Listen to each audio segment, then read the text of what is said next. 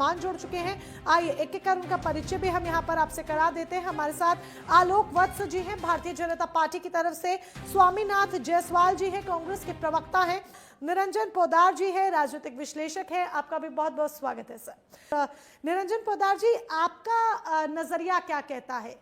अपने राजनीतिक चश्मे से आप क्या देख पा रहे हैं? किसे एक बेहतर लीडर के तौर पर या कांग्रेस के फेस के तौर पर, कांग्रेस के असली बॉस के तौर पर आप देख रहे हैं? क्योंकि इन 48 घंटों में कहीं ना कहीं जो पॉलिटिकल पावर मैप है वो चेंज हुआ है, राहुल से शिफ्ट होकर प्रियंका गांधी पर आ गया है।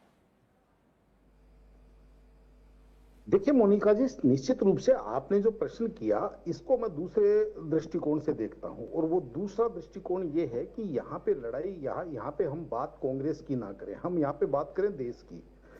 आज भारतीय जनता पार्टी की सरकार है, और भारतीय जनता पार्टी के सरकार के विपक्ष के अंदर अगर हम प्रमुख विपक्षी पार्टी की बात करें तो वो कांग्रेस है। और इसको केवल आप गांधी परिवार, राहुल गांधी, सोनिया गांधी तक सीमित ना करें। इसको आप ये मान के चलिए कि इस देश को एक बहुत मजबूत विपक्षी पार्टी की आवश्यकता है, क्योंकि जहां ये हमारे जिस तरीके से जेपी जी कहा करते थे कि जब विपक्ष कमजोर हो जाता है तो सत्ताएं जो है वो आवारा हो जाती हैं। तो कहीं ना कहीं इस चीज का आपने देखा भी होगा, मुझे यहां उद्धृत करते हुए कोई संकोच नहीं है कि आपने देखा होगा जब 2014 के अंदर, 2019 के अंदर इस देश ने इतनी मजबूत सरकार दी कि आप ये मान के चलिए कि 282 और 303 सीटों के साथ नवाजा। और अगर एनडीए की बात, गठबंधन की बात करें तो गठबंधन 325 और 350 के आसपास था दोनों टर्म के अंदर। उसका परिणाम ये था कि जिस तरीके से 2019 से लेकर के 2024 तक जो सरकारें चली उनको भी आपने देखा, और 2024 के बाद में जैसे ही भारतीय जनता पार्टी 240 पे आई, उसके बाद में आपने देखा होगा, उसके बाद में जो सरकार चल रही है उसको भी आप देख रहे होंगे, चाहे इनकम टैक्स के अंदर 12 लाख रुपए की छूट की बात करें, चाहे जीएसटी रिफॉर्म्स की बात करें, चाहे जिस तरीके से सरकार ने अब अपने दोनों हाथ कहीं ना कहीं खोले हैं, ये सारी की सारी चीजें पूरे देश की जनता इस चीज को देख रही है। अन्यथा 2024 के लोकसभा चुनाव से पहले सरकार केवल लेने का काम कर रही थी, सरकार जनता को देने के मामले में बहुत ज्यादा कंजूसी दिखा रही थी। तो इसलिए मेरा यह मानना है कि अगर विपक्षी पार्टी कहीं ना कहीं अगर दमदार हो, प्रतिद्वंदी अगर मजबूत होगा, तो सरकारें भी जो है वो आप ये समझ लीजिए नियंत्रण में चलेंगी। तो और निश्चित रूप से अगर हम प्रियंका जी और राहुल जी की बात करें तो बनिस्पत राहुल जी की परिपक्वता नजर आता है, उनकी अपनी भाषा के ऊपर बहुत अच्छा नियंत्रण है, उनके पास शब्दों का जो चयन है वो राहुल गांधी जी के मुकाबले बहुत ज्यादा अच्छा शब्दों का चयन है। और लगता ऐसा है कि प्रियंका गांधी जी अगर कांग्रेस की कमान संभालती है, या ये देश या कांग्रेस पार्टी अगर प्रियंका गांधी जी को अगर फ्रंट पे लाता है, तो कहीं ना कहीं केवल कांग्रेस के अच्छे और बुरे की बात नहीं कर रहा मैं, इस देश का जो प्रजातंत्र है, इस देश का जो लोकतंत्र है और इस देश की जो प्रजा है, उसके लिए मेरे हिसाब से ये बहुत ज्यादा शुभकारी होगा। लेकिन वास्तविकता इसके अंदर एक चीज और भी है, और वो आप देखेंगे कि जो जिस तरीके से ये जो एक जो विरासत वाली जो राजनीति है, इसके अंदर कहीं ना कहीं इन चीजों के अंदर एक विडंबना होती है, क्योंकि 2014 के बाद में ये बहुत पहले प्रमाणित हो चुका था कि राहुल गांधी जी शायद भारतीय जनता पार्टी के मुकाबले राजनीतिक रूप से उतने सक्षम नहीं है जो भारतीय जनता पार्टी को पानी पिला सके। और प्रियंका गांधी जी पहले से ही ऐसा लग रहा था कि ज्यादा मैच्योर है, लेकिन उसके बावजूद जिसको कहते हैं सोनिया गांधी जी या एक परिवार की एक महत्वाकांक्षा होती है कि हमारे पुत्र को आगे बढ़ाया जाए। अभी आपने वहां बिहार के अंदर भी एक नजारा देखा होगा, चाहे इसके अंदर मैं उद्धृत करना चाहूंगा रोहिणी यादव और तेजस्वी यादव के विवाद का भी। तो कहने का तात्पर्य अगर राजनीतिक विरासत की बात करें और वहां पे अगर थोड़ा सा मोह त्याग करके अगर जनता की तरफ देखा जाए, पार्टी और संगठन की तरफ देखा जाए, तो निश्चित रूप से प्रियंका जी को, बिल्कुल निश्चित रूप से प्रियंका गांधी की जो छवि है वो और भी बेहतर तरीके से उभरी है। इसमें मोनिका जी एक चीज और जोड़ना चाह रहा हूं। हाँ। प्रियंका गांधी जी की छवि के साथ एक चीज मैं जोड़ना चाहता हूं कि प्रियंका गांधी कहीं ना कहीं भारतीय जनता पार्टी का मुकाबला करने के लिए सक्षम होंगी, लेकिन प्रियंका गांधी वाड्रा अगर मान लीजिए भारतीय जनता पार्टी का मुकाबला करने आएंगी, तो मेरे हिसाब से प्रियंका गांधी वाड्रा भी शायद उनको भी बड़ा संघर्ष करना पड़ेगा भारतीय जनता पार्टी की राजनीति को पार पाने के लिए। बिल्कुल, बहुत सही तरीके से आपने सटीक विश्लेषण यहाँ पर किया है। और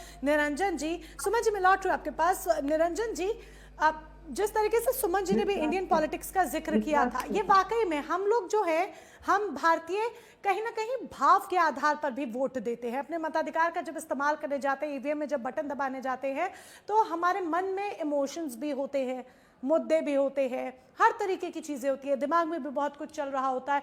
और प्रियंका गांधी में वो छवि दिखती है, वो इंदिरा गांधी वाली जो झलक दिखती है, वो लोगों को प्रियंका गांधी से कनेक्ट करती है। और इतने लंबे अरसे तक हमने राहुल गांधी की लीडरशिप देख ली, उनको मुख्य चेहरे के तौर पर देख लिया, कांग्रेस के प्रदर्शन में कोई बहुत ज्यादा सुधार नहीं आया है। तो क्या आपको लगता है कि इट्स हाई टाइम नाउ, अगर कांग्रेस को वाकई में अपनी स्थिति बदलनी है, और स्पेशली एक ऐसा फेज जो मास्टर कार्ड है भारतीय जनता पार्टी के पास, that means prime minister Narendra Modi, तो उनके सामने अब प्रियंका गांधी को आजमाना होगा, एक ऐसा चेहरा रखना होगा जिसके अंदर जो भारतीय राजनीति की जान है इंदिरा गांधी, उनकी छवि दिख रही है। देखिए मोनिका जी, हमारे यहाँ आपने जो सवाल किया, पहले तो मैं उसकी बात बता रहा हूं कि जैसे आपने कहा कि हम लोग भावना से, देखिए निश्चित रूप से एक चीज मैं बताऊं, भारतीय जनमानस आज की तारीख में इतना परिपक्व और इतना मेच्योर हो चुका है कि उसको ये चीज समझ में आती है। क्योंकि मोनिका जी, आप अपने 6 साल के बच्चे का ट्यूशन टीचर भी नियुक्त करती है ना 1 साल के लिए, तो उसको भी आप ऊपर से नीचे तक उसके कई बार रिजल्ट जांचती हैं कि इस टीचर के पढ़ाए हुए बच्चों के रिजल्ट्स क्या है। तो आप ये सोचिए कि हमारे यहाँ की देश की जनता हमारे बच्चों के भविष्य के लिए, इस देश के विकास के लिए जब एक नेता चुनती है, तो उसके अंदर विश्वसनीयता और उसके अंदर उसको भरोसा होना बहुत अति आवश्यक है। और आज की तारीख में, किसी को बुरा लगे अच्छा लगे, आज की तारीख में राहुल गांधी जी बेशक व्यक्तिगत रूप से बहुत अच्छे इंसान होंगे, लेकिन उनके अंदर वो नेतृत्व क्षमता नहीं है। जनता को उनके अंदर भरोसा नजर नहीं आता है, क्योंकि आज कांग्रेस जिस तरीके से जबरदस्ती उनको नेता बनाने पे तुली हुई है, मोनिका जी, मुझे कहने में कोई संकोच नहीं है कि अगर परमात्मा ने मुझे गायकार और गायकार वाला गला देकर के नहीं उतारा, आप मुझे मारपीट करके, मुझे दबाव में ला करके अगर आप मुझे किशोर कुमार बनाना चाहेंगी, तो क्या मैं किशोर कुमार वाले स्वर निकाल सकता हूं क्या? आप अगर मुझे सचिन तेंदुलकर बनाना चाहेंगे, तो आप जितना मर्जी मुझे ग्राउंड पे रगड़ दीजिए, मैं सचिन तेंदुलकर तो नहीं बन सकता। तो उसी तरीके से रही बात प्रियंका गांधी जी की, तो आप ये मत समझिए कि अगर कांग्रेस उनको प्रियंका गांधी जी को आगे कर देंगे तो वो कोई छत की चौदस हो जाएगी। क्योंकि हमारे यहाँ कहा जाता है कुछ लोभ उठा और कुछ लोहार बूठा, उनके लिए भी बहुत बड़ी चुनौतियां हैं। और चुनौतियां केवल और केवल कांग्रेस में ही नहीं है, चुनौती कांग्रेस में भी है, चुनौती कांग्रेस के बाहर उनके जो साथी दल है उनके अंदर भी है। और सबसे बड़ी चुनौती उनके अमित शाह और नरेंद्र मोदी जी की नेतृत्व वाली भारतीय जनता पार्टी की, जो 24 घंटे 365 दिन राजनीति करते हैं। ये बात मैं इसलिए कह रहा हूं क्योंकि आज की तारीख में कांग्रेस के लिए सबसे बड़े दुश्मन कांग्रेस में बैठे हुए हैं, जो प्रियंका गांधी जी को आगे नहीं आने दे रहे। हम इसको बहुत संक्षिप्त में विश्लेषण कर देते हैं कि भाई सोनिया गांधी जी जो है वो पुत्र मोह में उनको आगे नहीं ला रही। नहीं, ऐसा नहीं है। हाँ, शुरुआत में पुत्र मोह वाली कुछ भावना होगी, लेकिन आज की तारीख में जो चांडाल चौकड़ी जो कांग्रेस के अंदर जो कब्जा जमा करके बैठ गई, वो कांग्रेस का भला चाहती ही नहीं है। वो केवल अपना स्थान पक्का रखने के लिए, और उनको इस चीज का पता है कि अगर एक विवेकशील आदमी नेतृत्व में आ गया तो शायद उनकी दुकानदारी बंद हो जाएगी। तो इसलिए, क्योंकि आज की तारीख में अपने सलाहकार और अपने वेल विशर चुनने में बनिस्पत राहुल गांधी जी के सोनिया गांधी, प्रियंका गांधी जी ज्यादा परिपक्व हैं। तो उनको इस चीज का पता है कि सबसे पहले हमारी दुकानदारी बंद होगी। पहली बात ये तो कांग्रेस के अंदर चुनौती। उसके बाद में दूसरी चुनौती, जिस तरीके से कांग्रेस ने तमाम प्रदेशों के अंदर क्षेत्रीय पार्टियों के पीछे यानी कि बैक सीट पर बैठना सीख लिया है, तो वो क्षेत्रीय पार्टियां जो आज की तारीख में कांग्रेस को अपना साथी बताती है, वो बिल्कुल नहीं चाहेंगी कि कांग्रेस के अंदर कोई ऐसा नेतृत्व है जो राष्ट्रीय स्तर पे कांग्रेस को दोबारा से खड़ा कर दे। क्योंकि अगर कांग्रेस खड़ी होगी तो बंगाल के अंदर टीएमसी का वोट बैंक यानी कि टीएमसी का वोट बैंक को अपना वोट बैंक वापस, यानी कि उनसे अपना वोट बैंक वापस छीनेंगी। उत्तर प्रदेश में समाजवादी पार्टी का वोट स्टैक वो अपने पास पास वापस लाएंगे, बिहार में आरजेडी का अपने पास में लाएंगे। तो कौन चाहेगा कि मेरा जो आधिपत्य हो गया है उसको कोई चुनौती मिले?